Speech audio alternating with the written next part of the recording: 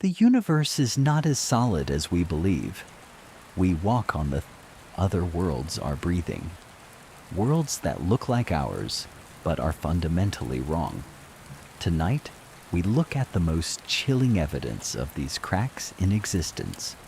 A story that the Japanese government tried to bury, but the shadows remember. I am Marcus, and this is Urban Shadows. They tell us that history is written in stone, that the maps we hold in our hands are the final truth of our world. But what if I told you that reality is bleeding? What if I told you that right now, beneath the very streets you drive on, another version of your life is playing out in a world that shouldn't exist? We like to feel safe in our certainty. We like to believe that a passport, a name, and a country are permanent things. But in July 1954, at Tokyo's Haneda airport, the universe made a mistake. It let a man through the cracks, a man who didn't belong to our history, our maps, or our very dimension. I am Marcus, and tonight on Urban Shadows, we are going to dismantle everything you think you know about reality. This is the terrifying true account of the man from Taured. Imagine the scene.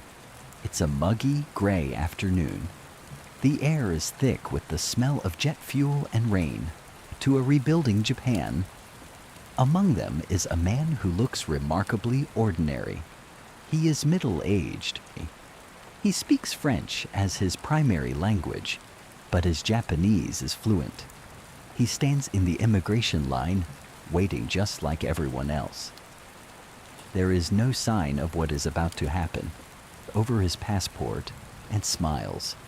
The official opens the document, ready to stamp it and move to the next person. But then, the silence begins. The official looks at the country name. He blinks. He looks again.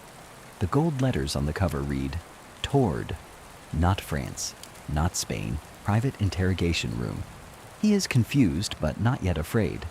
He thinks it's a simple misunderstanding.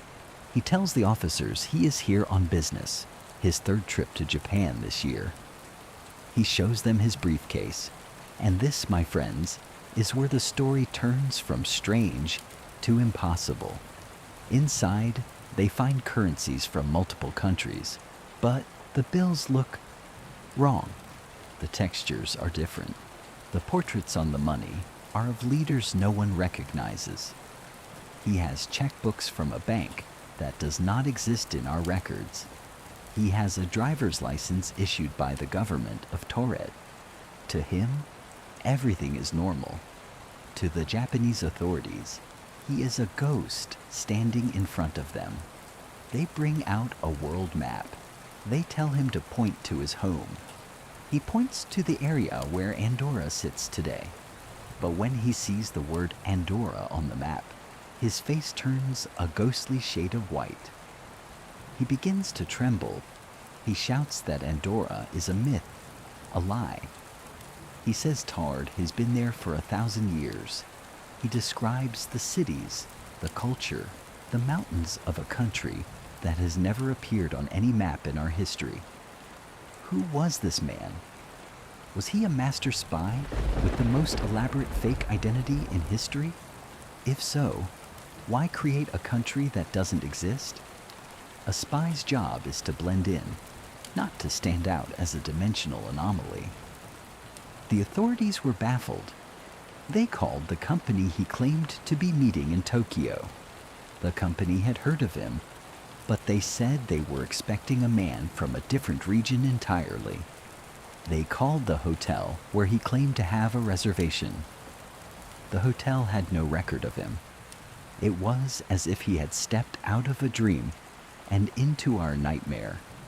He wasn't just a man without a country. He was a man whose entire reality had been deleted from our timeline. As night fell, the tension reached a breaking point. The man was exhausted, his world crumbling around him.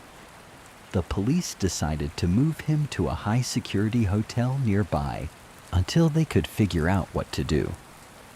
They placed him on the 15th floor. The room had only one door and no balcony. 2 armed guards were stationed outside, instructed not to let anyone in or out. The window was a solid sheet of glass, hundreds of feet above the concrete streets of Tokyo. The man entered. The door was locked. The guards heard him pacing for a few hours. They heard the sound of water running in the sink. And then, total silence. When morning light broke over the horizon, the guards knocked. No response. They used the master key. The room was perfectly neat.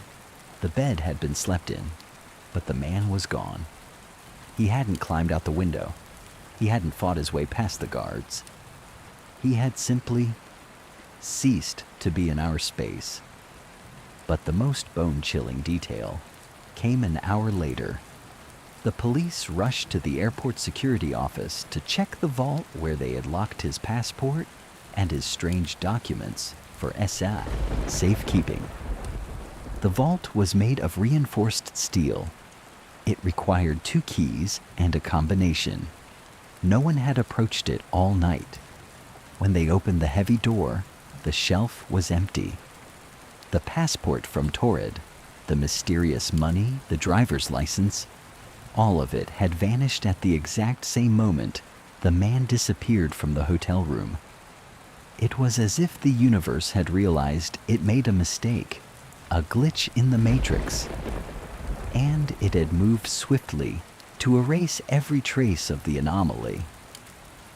The man from Taured was gone, not just from Japan, but from our very existence. Was he a traveler from a parallel Earth? A world where the history of Europe took a different turn? Perhaps in his world, Taured is the superpower, and we are the ones who don't exist. Think about that for a moment. Right now, there is a version of you in a different world, looking at a map and wondering why your city isn't there.